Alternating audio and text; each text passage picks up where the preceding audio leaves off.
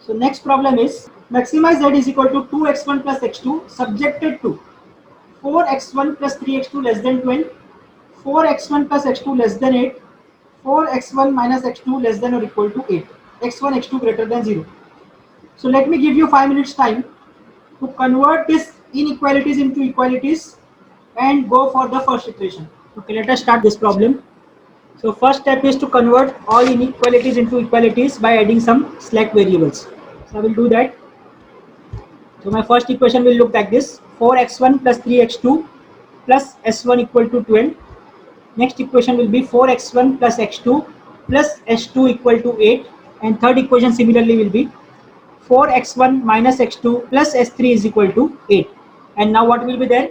x1, x2, and we have introduced three more variables, that is s1, s2 and s3. This all should be greater than or equal to 0. Okay, let us start making the table. Before that, we have to also change our objective function such that the introduced variable should not affect the solution. How to tackle that issue? We have to just make the coefficient of that variable as 0 in the objective function.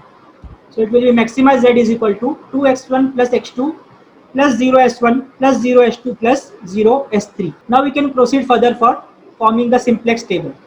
So for simplex table we have for the variables as x1, x2, s1, s2, s3 and b. Next step will be to write the coefficients in the objective function. So it will be 2, 1, 0, 0, 0. Next step, write the coefficient of all these variables from the equations. So for first equation I have 4, 3, 1, 0, 0 and 12. For second equation I will have 4, 1, 0. In place of s2 it will be 1, then 0 and 8. And for last it will be 4, minus 1, 0, 0, 1 and 8.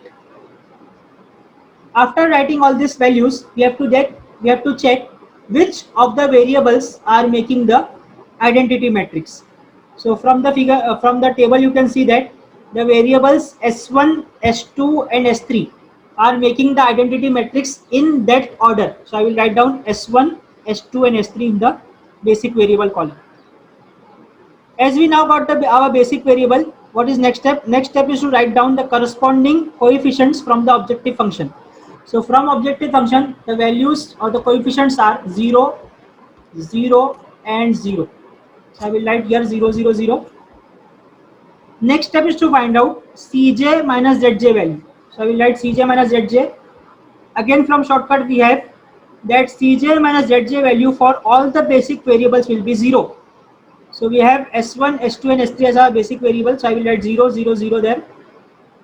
And also as it is first iteration and the coefficient are 0, hence I can write same answer as that of coefficient of objective function. I will repeat the same line 2, 1, 0, 0, 0. Here also you can see it is 2, 1, 0, 0, 0. What is next step? Next step is to select the highest positive, and that highest positive variable should enter the solution. So here the highest positive is 2, so this will enter our solution. But as this is entering, someone should leave the solution. So for leaving variable, we find out the ratio. So for ratio, what we do? We divide this. We divide this b with the values in this particular column, that is 4. So 12 by 4 I will get 3. Then 8 by 4 I will get 2. And 8 by 4 I will get 2. Now what's the issue? Two ratios are same. Yes, the values, the minimum values of S2 and S3 both comes out to be 2. So now mark my statements. If the ratio of variables comes out to be same, then we can say that the solution is degenerate solution. Now as here this value 2 and this value 2 is same, we can say that the solution is a degenerate solution. But now we have to break the degeneracy. We have to put some variable out of the solution. हमको एक को तो निकालना है, हमारे पास घर में जगह नहीं है, एक को तो हमको निकालना है. So what will be that variable out of this S2 and S3 which will go out of the house or out of the solution? So for that what we have to do, we have to extend our table like this. And now we have to find out the ratio of S1 by X1. See, again I repeat this part. For ratio, what we do? We divide this b with x1. Okay, we divide b with this particular column. But now we got the same answer for two variables. So what is next? We have to take the ratio of this first variable. Again, listen to me carefully.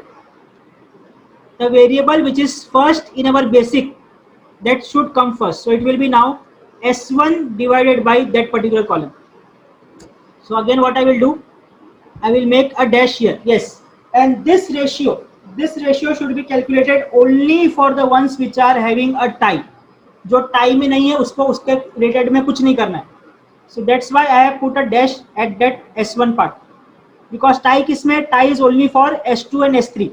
So we will find out this ratio of S1 by X1 only for the tiebreaker. Okay, so what will be S1 by X1? It is 0 by 4. So it will be 0. And similarly for next it will be again 0 by 4. Again it will be 0. I will make the corresponding changes. This is not 8. This is 0 divided by 4. Similarly this is also 0 divided by. Now again you can see, after doing this also we are getting 0 at both the places. That means again there is a tie. So if the tie exists again, what is the next step? Next step is to take this variable, ratio with this variable, that is S2. We have to go line by line. First we have taken S1, now we will take S2. So now my equation will be, or the ratio will be S2 divided by X1. So what will be the case now? S2 is 1. 1 divided by 4. Anyways, I will not going to calculate for first, and it will be only dash. So 1 by 4, and for next it will be 0 by 4. So here it is S2 0, and here it is X1 0 by 4. I will get answer as 0. Now you can see that we have break the tie, and we got the answer for S2 as 1 by 4 and S3 as 0. Now you can see that minimum ratio is occurring at S3. Hence I will say that my S3 will be the outgoing variable. Okay, proceed to the next step. Next step में क्या हो गया? 0 is outgoing variable. Sorry, S3 is outgoing variable. So in place of this S3 here, I will replace it by X1. So next table will come here, S1, S2, X1. Next, we know that the values here are the basic, the variables here are the basic variables, and make a unity matrix in that order. So in that order means S1, S2 and X1 should give me the identity matrix. So I will write here 1 0 0 0 1 0 and 0 0 1 in place of X1. Now next step is to calculate all these remaining values. For that, the first step is to find out what is the key element. So key element is this 4, the intersection of incoming and outgoing variable. So this should be 1. This should be made 1. So for that, the simple operation is divide this entire row by this particular element. It is 4. So 4 by 4 will become 1. Then next, minus 1 by 4. Then 0 by 4 will anyways be 0. 0 by 4 0. 1 by 4 and 8 by 4 will give me 2. Next step is to find out this places, the values at this places which are remaining. So you can go by shortcut method and you will get the answer as like this: 4 minus 1 4, 2 minus 1 and 0. Next step, find out Cj minus Zj values. So I will write Cj minus Zj. Again we have the shortcut or logic that the values of Cj minus Zj for all variables which are basics will be 0. So I will write 0 0 0 here. Next step, find out this values by shortcut method. I will get answer as 3 by 2 minus 1 by 2 etc. So what is next? As there is one positive value available, that is this 3 by 2, we cannot say our solution is optimum. So this will now be entering our solution. So this will be entering, and as this is entering, someone should leave the solution. For that, what we do, we find out the ratio. So for ratio, B, that is 4 divided by the values in this particular column. So it will be 4 divided by 4, answer will be 1. And next will be 0 divided by 2, answer will be 0. Now just observe here. For this third row, I should have been written 2 divided by minus 1 by 4. So it should be give me the answer how much? 2 divided by minus 1 by 4. It should be minus 8. If I go by regular method, minus 8 should appear here. But The concept of simplex tells that in ratio, if it is negative, you don't write. Instead, just put a dash there. So for third line, I was getting answer as 2 divided by minus 1 by 4, that is minus 8. So as I was getting minus 8, I have just put a dash here. I will not write anything in negative in the ratio part. Okay, now what is our conclusion? This 0 is our minimum value. So this 0 or this variable will go out of the solution. Okay, let us quickly proceed to the next step. Now we know that x2 will enter the solution and s2 will go out of the solution.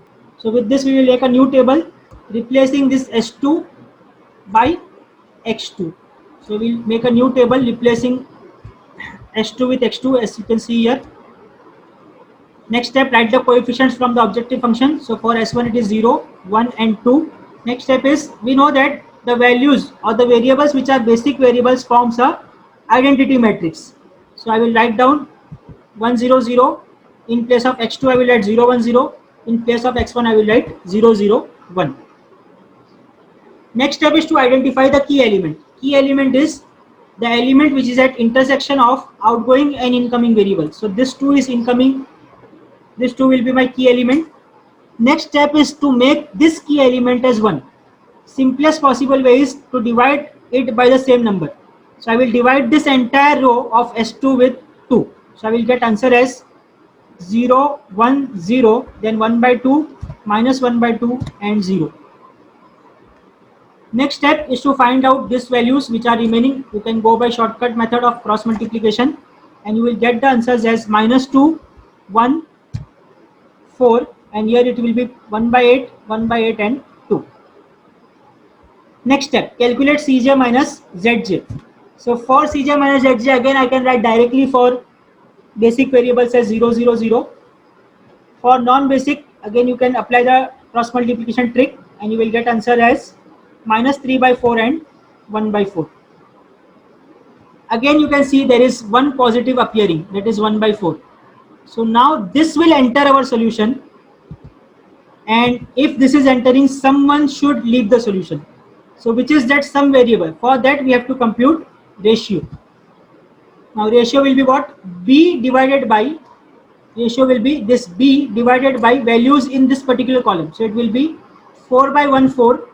Now see here, 0 0 divided by minus 1 by 2. It is a negative value, so I am putting a dash there.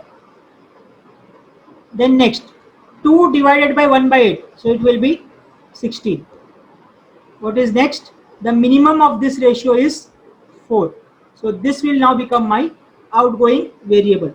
So this is outgoing and incoming is S3. Okay, so next step, proceeding further, S3 will enter the solution, S1 will go out of the solution. So next step, I have put like this.